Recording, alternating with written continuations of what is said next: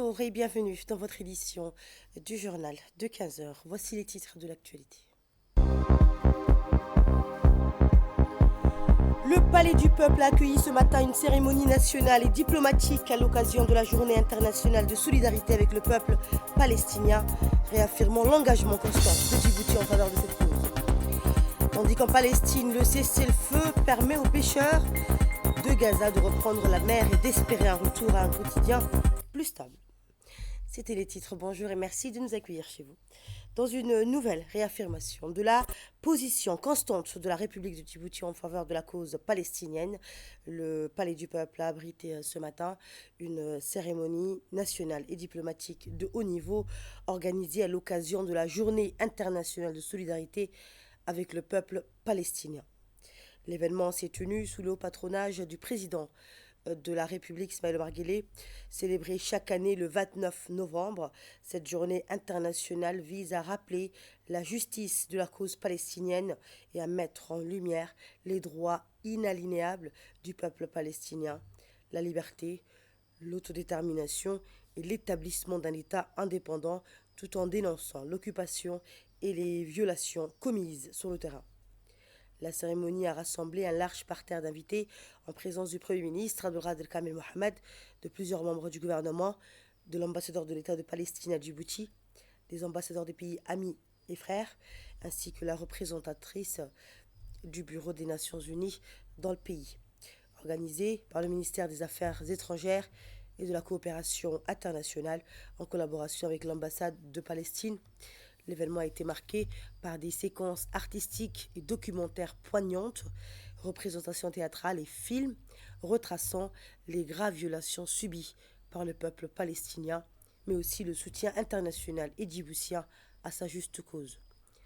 Il convient de rappeler que l'Assemblée générale des Nations unies avait, dès 1977, appelé à la célébration de cette journée internationale de solidarité, considéré comme un moment crucial pour mettre en lumière les droits inaliénables du peuple palestinien. Et maintenant, écoutons la représentante du Bureau des Nations Unies à Djibouti. Le message du secrétaire général des Nations Unies, M. Antonio Guterres.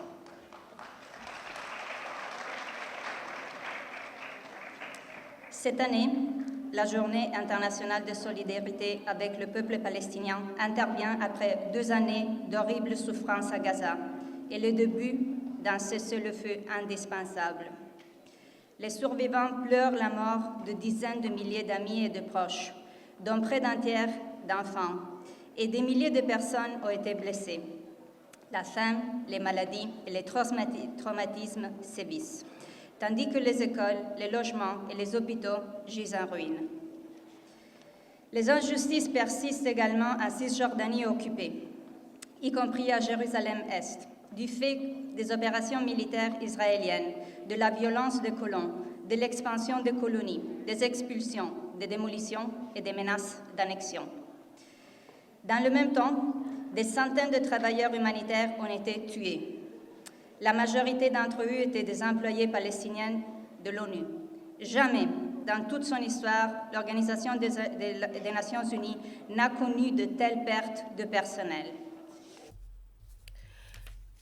Et dans son allocution, l'ambassadeur de Palestine, Dr Louaid Adel Abou Amcha, a décrit les dimensions de la crise et les souffrances persistantes du peuple palestinien.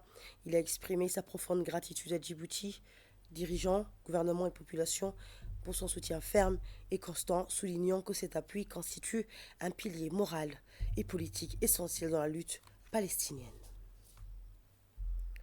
Le ministre des Affaires étrangères et de la coopération internationale, Abdelkader Hussein Omar, a pour sa part rappelé la position de Djibouti envers la cause palestinienne et le soutien continu du pays aux droits du peuple palestinien dans les forums régionaux et internationaux. On l'écoute. Cette cérémonie revêt aujourd'hui une dimension à la fois profondément symbolique et hautement significative. Étant placée sous le haut patronage de son Excellence, le Président de la République, M. Ismaël Omar Guelleh, qui a longtemps présidé le comité de soutien à la Palestine en République de Djibouti. Tout au long de son parcours, il est resté constant dans ses convictions, fidèle à son engagement intimement attaché à cette cause juste. Au-delà de toute formalité protocolaire, Son parrainage constitue un témoignage vivant de l'engagement historique de Djibouti en faveur des droits du peuple palestinien et une affirmation éclatante que le soutien à la Palestine est solidement et certainement enraciné dans la conscience de l'État et de tout son peuple, matérialisant un lien indéfectible de solidarité, de fraternité et de fidélité envers cette cause noble. Dans ce cadre, nous réaffirmons avec fermeté et conviction la position constante et inébranlable de la République de Djibouti en soutien au combat légitime du peuple palestinien frère, jusqu'à ce qu'il recouvre pleinement ses droits spoliés et établisse son État indépendant sur l'ensemble de son territoire, avec Jérusalem comme capitale. Cette position ne relève ni d'un instant ni d'un calcul passager. Elle découle naturellement de la conviction profonde de Djibouti en la justice et du droit inaliénable des peuples à la liberté, à la dignité, à une vie digne. Aujourd'hui, nous affirmons avec clarté et fermeté que le droit du peuple palestinien accueillera toujours notre soutien inébranlable et que la Palestine vit et vivra dans notre conscience comme dans celle de tous ceux qui croient en la justice et en la liberté. Et de son côté, le Premier ministre Abdelkader Kamel Mohamed a réaffirmé que Djibouti restera une voix constante sur la scène internationale et continuera d'appuyer tous les efforts visant à instaurer une paix juste et globale fondée sur les résolutions de la légitimité internationale. On écoute le Premier ministre. En cette journée mémorable, nous nous rassemblons pour réaffirmer avec force et conviction notre soutien indéfectible au peuple palestinien frère, symbole universel des résistances, des courages, des déterminations face à l'injustice et à l'occupation. Les terreurs de l'occupation vous transforment en acier. La République de Djibouti, fidèle à ses principes et à sa tradition de solidarité, n'a jamais hésité à soutenir la cause palestinienne. Aujourd'hui encore, nous réaffirmons notre engagement à accompagner la Palestine dans sa lutte légitime pour la restitution de ses droits spoliés et l'établissement de son État indépendant avec Jérusalem comme capitale. Cet engagement dépasse les considérations conjoncturelles. Il reflète notre conviction profonde pour la liberté et la justice ne s'obtiennent qu'en défendant sans relâche le droit et la dignité des peuples. Dans ce cadre, l'accord récent de jumelage entre la ville de Djibouti et la ville de Jérusalem revêt une portée hautement symbolique, bien plus qu'une simple formalité administrative. Il se veut un pont vivant d'amitié, de solidarité et de fraternité culturelle et spirituelle. Il illustre concrètement le soutien constant de Djibouti à Jérusalem et à ses habitants courageux. Mesdames et messieurs, le peuple palestinien a enseigné au monde le sens du courage, de la persévérance, de l'espérance. Aujourd'hui, comme nous l'avons toujours fait, nous élevons nos voix pour proclamer avec fierté et détermination. Nous sommes avec la Palestine, avec Jérusalem et avec le peuple palestinien dans sa lutte légitime jusqu'à la victoire et la pleine réalisation de ses droits. Et nous avons recueilli quelques réactions des officiels présents lors de cette cérémonie, dont celle de la ministre des Affaires sociales et de Solidarité, Mme Oulfa Ismaël Abdou. On a assisté à la journée, on a célébré la journée internationale pour la solidarité de la Palestine. C'est une journée qui a été décrétée par les Nations Unies depuis 1977. C'était l'occasion pour nous de nous remémorer que la Palestine encore est occupée et que la Palestine encore et le peuple palestinien encore subissent des exactions, subissent des injustices et que, comme à l'accoutumée, la République de Djibouti à son plus haut niveau, le président de la République et tout le peuple djiboutien a toujours et demeurera toujours aux côtés du peuple palestinien et de l'État palestinien. Mais aujourd'hui, il y a une nouveauté, c'est que plus de 80% des États ont reconnu l'État de Palestine qui vivra, Inch'Allah, dans la paix, côte à côte avec l'État d'Israël. Donc cette année marque également ce penchant positif et une marque d'espoir pour le peuple palestinien et pour l'État de Palestine. Donc c'était une journée et une célébration très émouvante parce que ça nous permet de nous rappeler que la paix est quelque chose de très important. Ça permet de rappeler à l'être humain et à la conscience collective que la plus grande richesse que nous disposons aujourd'hui, c'est la paix. Il faut la maintenir parce que d'autres ne l'ont pas. On ne peut faire de développement, on ne peut faire des choses que quand déjà on vit en paix. Et puisse Allah, Inch'Allah, libérer la Palestine définitivement de ses colons, puisse vraiment les rendre victorieux. Et je dirais un mot, Inch'Allah, ya Sha'b Palestine, جمهورية جيبوتي رئيسا وشعبا إن شاء الله سيظل معكم صامدين قلبا وقالبا بإذن الله تعالى. Et je vous emmène au Kenya à présent, où la République de Djibouti a présidé du 24 au 27 novembre à Nairobi la réunion biennale de comité ministériel d'évaluation de la plateforme de soutien de l'IGAD sur les déplacements forcés. La délégation a été conduite par le ministre de l'Intérieur, Syed Nour Hassan. Cette rencontre a réuni les ministres des États membres, des responsables gouvernementaux, des experts techniques, des partenaires humanitaires et du développement, des organisations de la société civile, des institutions financières régionales, ainsi que des représentants du secteur privé et d'organisations dirigées par des réfugiés. La région IGAD reste l'une des plus affectées au monde par les déplacements forcés, comptant 5,5 millions de réfugiés, plusieurs millions de déplacés internes et des communautés hautes fragilisées. Les participants ont pointé l'aggravation des crises, notamment le conflit au Soudan, les effets du changement climatique et les pressions socio-économiques. Le ministre de l'Intérieur, Syed Nour Hassan, a exprimé sa solidarité envers le peuple soudanais et a appelé à un cessez-le-feu immédiat, à un accès humanitaire sans entrave et à un processus politique inclusif. Les discussions ont évalué les avancées de la déclaration de Nairobi de 2017 et de la plateforme de soutien lancée en 2019, meilleur accès aux systèmes nationaux, développement de programmes de résilience et renforcement de l'approche humanitaire, développement et paix.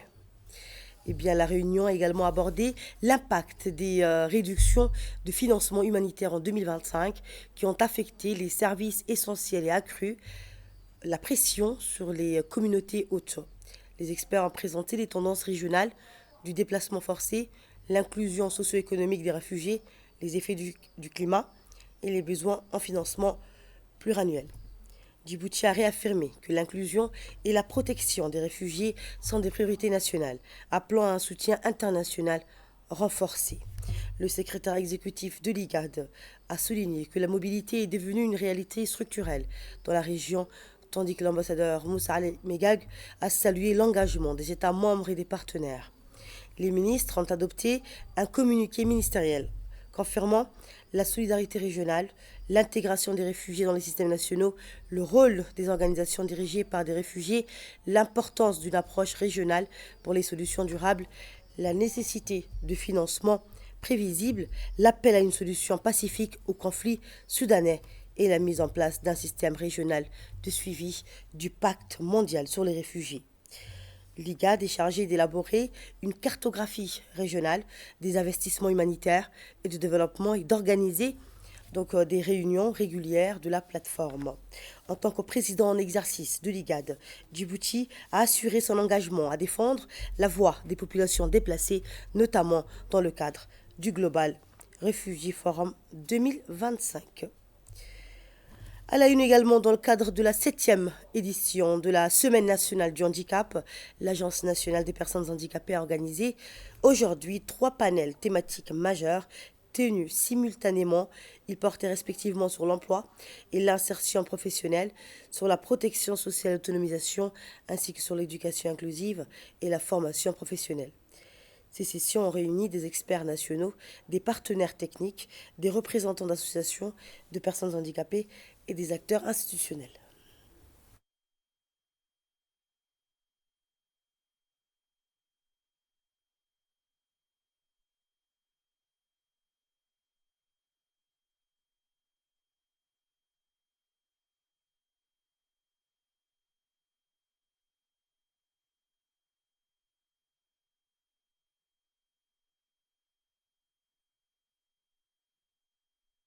Mi-panel consacré à l'emploi et à l'insertion professionnelle a mis en lumière les défis persistants auxquels sont confrontées les personnes handicapées pour accéder au marché du travail. Les participants ont débattu des stratégies à renforcer, formation, adaptation des postes, consolidation des politiques publiques et implication accrue du secteur privé. Le second panel portait sur la protection sociale et l'autonomisation deux dimensions essentielles pour garantir une pleine participation sociale. Le troisième panel était dédié à l'éducation inclusive et à la formation professionnelle, un enjeu central pour bâtir une société équitable et accessible. Essentiel dans notre engagement collectif en faveur d'une société djiboutienne plus inclusive, plus équitable et plus solidaire. Il symbolise notre volonté commune de placer l'inclusion pleine et effective des personnes en situation de handicap au cœur de nos priorités. En effet, le mot « inclusion », qui est le principe ou la thématique centrale de ces journées, doit devenir une responsabilité concrète. Écoutons à présent le mot du secrétaire général du gouvernement. Toujours un plaisir pour moi donc, de participer à ce type d'atelier et d'ouvrir aujourd'hui les dialogues nationaux sur le handicap. Je crois que c'est le premier du genre et je tenais donc à féliciter l'ANPH pour cette proposition. Les différents panels qui se dérouleront aujourd'hui et demain soulignent déjà l'approche inclusive que nous adoptons à l'égard des questions liées aux handicaps. Mesdames et messieurs, aujourd'hui, fort heureusement, la problématique des personnes à besoins spéciaux n'est plus perçue comme une question à part et elle s'inscrit désormais de plus en plus de manière transversale dans l'ensemble de nos politiques publiques. Les différentes thématiques qui seront discutées dans le cadre de ces 2 journées portent sur l'accès effectif aux services, sur l'accès à la santé, sur l'accès à l'emploi, sur l'accès à l'éducation, la protection sociale, la mobilité, le sport et la culture pour les personnes à besoins spéciaux. Toutes ces thématiques sont orientées afin de garantir l'égalité des droits et l'égalité des chances. Et quand je vois, à travers le programme qui nous est présenté, l'ensemble de l'expertise nationale qui animera les différents panels tout au long de ces 2 journées, nous ne pouvons que constater le niveau d'appropriation qui est le nôtre au sein des différents ministères. Cet exercice, nous l'avons déjà réalisé lors du colloque sur la commande publique que nous avons réalisé en 2024. Nous l'avons également fait récemment lors du premier forum africain sur les journaux officiels et c'est cette démarche qu'il convient de généraliser. Mesdames et messieurs, quand nous regardons le chemin parcouru, quand nous voyons les avancées réalisées, il est difficile de croire que la création de l'ANPH ne date que de 2017. L'ensemble des actions réalisées depuis cette période démontre ainsi la détermination sans faille de son Excellence, le Président de la République, qui a su faire de la problématique des personnes à besoins spéciaux une cause nationale et qui a constamment souligné dans sa démarche sa volonté de l'inscrire au sein de nos politiques publiques. Et dans l'actualité, également, le ministère de l'Agriculture, de l'eau, de la pêche, de l'élevage et des ressources halieutiques, en partenariat avec le ministère de l'Économie et des Finances, ainsi que la Banque mondiale, a organisé aujourd'hui l'atelier régional du projet Drive, financé par la Banque mondiale. Ce projet cible spécifiquement la chaîne de valeur de l'élevage. Son objectif, protéger les éleveurs contre les risques qu'ils encourent, notamment les chocs climatiques et les sécheresses récurrentes, en leur offrant un meilleur accès au financement et en les reliant donc davantage au marché grâce à la facilitation du commerce et à la mobilisation de capitaux privés au sein de la chaîne de valeur. L'atelier a réuni des délégations venues d'Éthiopie, de Somalie, du Kenya, du réassureur, donc ZEP Ré, ainsi que des représentants du bureau régional et local de la Banque mondiale. Les travaux avaient 4 objectifs principaux. Renforcer les capacités des acteurs régionaux sur les outils et approches Drive, favoriser le partage d'expériences entre les différentes zones d'intervention, co-construire des stratégies adaptées aux réalités locales et identifier des pistes d'innovation pour améliorer l'impact des actions de développement. Au cours de ces dernières années, nous avons entrepris d'importants investissements au niveau du port pour permettre que ces activités aient lieu. Donc, dans cela, il y a des terminaux modernes adaptés à la manutention du bétail, répondant aux standards nationaux et internationaux. Une aire de repos d'une capacité de 2,5 millions de têtes, accessible aussi bien par voie routière que ferroviaire. Et dans un avenir proche, Inch'Allah, des outils numériques destinés à renforcer la traçabilité, optimiser les flux logistiques et faciliter le pré-enregistrement des opérations, ainsi qu'assurer le suivi en temps réel des chargements et améliorer la coordination entre transporteurs, exportateurs, douaniers et services sanitaires.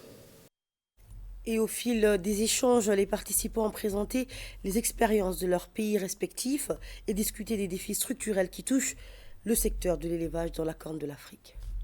L'honneur de prendre la parole à cet atelier régional du projet Drive au nom des organisations d'appui au secteur privé et plus particulièrement des institutions chargées de la mise en œuvre de la facilité des investissements, la Chambre de commerce de Djibouti et le Centre de leadership et de l'entrepreneuriat.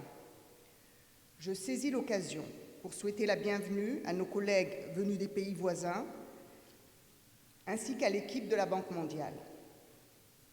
Le projet Drive s'inscrit pleinement dans une dynamique sous-régionale où le partage d'expériences et la coordination jouent un rôle déterminant. Depuis un peu plus d'1 an maintenant, la Chambre de commerce de Djibouti et le CLE, avec l'appui du ministère de l'Agriculture, de l'Élevage et de la Pêche, œuvrent à la mise en place de la facilité des investissements, composante essentielle du projet. Ce dispositif financier innovant vise à améliorer l'accès au financement grâce à des mécanismes de réduction des risques particulièrement adaptés au secteur de l'élevage, encore très informel et confronté à de fortes contraintes pour accéder au crédit bancaire. Voilà donc pour le mot de la vice-présidente de la Chambre de commerce de Djibouti. Écoutons maintenant un extrait du discours du secrétaire général du ministère de l'Agriculture, M. Ibrahim Elmi Mohamed. La Corne de l'Afrique regorge, comme vous le savez, d'un cheptel régional estimé à plus de 373 millions de petits ruminants. C'est la plus grande réserve de ressources animales en Afrique. Le secteur constitue le principal moyen de subsistance de plus de 50 millions de personnes dans la région, dont un quart de la population djiboutienne. Cependant, ce secteur souffre des effets néfastes du changement climatique, des sécheresses récurrentes, mettant en péril les principaux moyens de subsistance ainsi que le mode de vie des populations pastorales, avec comme conséquence des conflits pastoraux et surtout la pauvreté qui sévit dans les zones rurales. Conscients de ces effets induits par une série de catastrophes, plusieurs pays de la région de la Corne de l'Afrique se sont réunis pour renforcer leur coopération régionale et relever les défis dans le cadre de ces projets. Je ne saurais terminer sans lancer un appel aux différentes parties prenantes pour leur implication dans l'exécution et le suivi des différentes activités du projet. J'encourage également chacun d'entre vous à participer activement au travail de cet atelier, à partager vos expériences dans vos pays, vos idées, vos attentes. Les conclusions qui émergeront contribueront sans aucun doute à orienter les actions prioritaires dans les gouvernements et améliorer la performance globale de la chaîne des valeurs, l'élevage dans la Corne de l'Afrique. Et le ministère de l'Agriculture donc réaffirme son engagement à promouvoir un élevage moderne, connecté et résilient au service des communautés rurales et du développement économique national. À la une également, sous l'égide du ministère de l'économie numérique et de l'innovation, la journée de l'entrepreneuriat célébrée à Rahma, placée sous le haut patronage du ministère de l'économie numérique et de l'innovation. La journée de l'entrepreneuriat s'est tenue donc hier dans la commune de Balbala sous le thème Inspiration, Action et Opportunités, organisée par la commune de Balbala en collaboration avec le réseau des entrepreneurs djiboutiens ambitieux REDA, l'Union européenne et la Banque mondiale. Cette journée a rassemblé un large public, responsables institutionnels, acteurs du développement, ainsi que des centaines de jeunes de la commune. Le réseau REDA, structure engagée dans la promotion de l'entrepreneuriat, a rappelé sa mission: bâtir une communauté solide d'entrepreneurs capables de transformer leurs idées en projets durables, contribuant ainsi au développement socio-économique du pays. La cérémonie s'est déroulée en présence du secrétaire général du ministère de la décentralisation, du président de la commune, Mohamed Hassan, du président du réseau REDA, Dato Gaas, du député Issa Mohamed Omar, du président de la commune de Bolaos, du conseiller technique du président de la République chargé de la jeunesse, Ali Mohamed Dato, de la sous-préfète du 5e arrondissement et de nombreux autres responsables.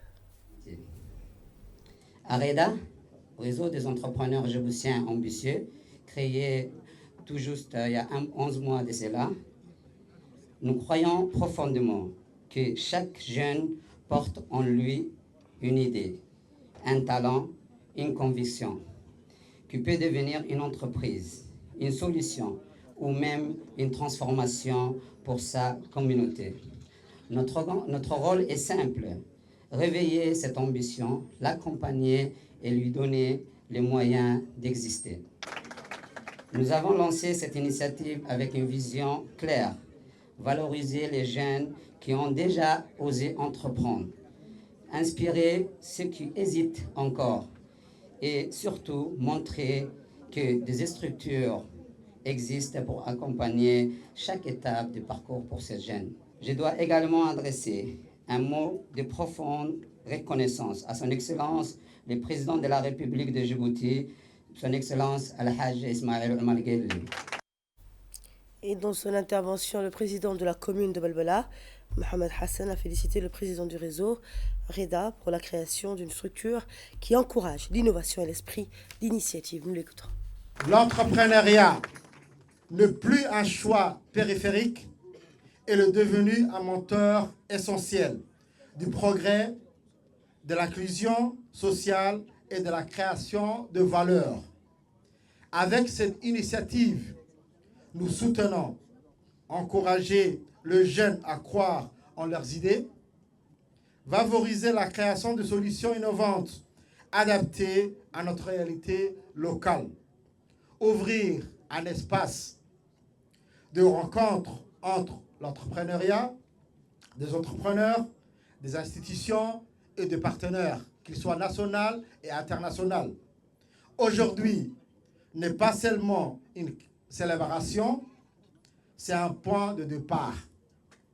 C'est un engagement renouvelé pour accompagner, former, soutenir celles ou ceux qui osent entreprendre. Le message que nous voulons vous transmettre aujourd'hui est que toute initiative qui vise à promouvoir l'esprit d'entreprendre djiboutien est la bienvenue. Donc à ce titre, félicitations au réseau REDA et à M. Dato pour son idée extraordinaire aujourd'hui et qui a permis la présence d'autant de personnes. À ce titre, nous avons un ensemble de programmes et de services à la Chambre de commerce qui sont censés accompagner les jeunes entrepreneurs. Il s'agit de programmes de formation. Il y a un programme qui s'appelle le parcours du jeune entrepreneur djiboutien, qui est vraiment adapté à la jeunesse djiboutienne qui veut entreprendre. Il ne s'agit pas d'un programme qui a été fait en France ou ailleurs. Il a été fait à Djibouti par des Djiboutiens et pour des Djiboutiens. Et les officiels dans le conseil technique du président de la République chargé de la jeunesse, Ali Mohamed Dato, ont sensibilisé les jeunes à l'importance de l'entrepreneuriat, véritable levier de lutte contre le chômage et moteur de dynamisation de l'économie locale. Tout en vous passant les salutations de l'ami de la jeunesse, son Excellence Al-Hajj Ismail Omar Guelleh.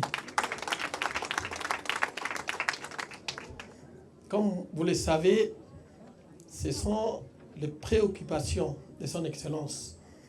Tenir la main de cette jeunesse, leur offrir, leur donner, leur apprendre. Et ça, ce sont les préoccupations du président de la République. Et pour ça, comme vous le savez, il a mis tout un arsenal institutionnel, juridique, administratif pour accompagner cette jeunesse dans tous les domaines, de l'entrepreneuriat, du social, du travail est partout. Cet arsenal, comme vous le savez, il a mis en place des ministères réservés pour les investissements, des ministères délégués du numérique, de la Chambre de commerce, du ministère du commerce, du guichet unique, de l'ODEPIC. Toutes ces institutions sont pour vous. Et enfin, la secrétaire générale du ministère de la décentralisation a affirmé que son département est prêt à soutenir toutes les initiatives visant l'autonomisation de la jeunesse.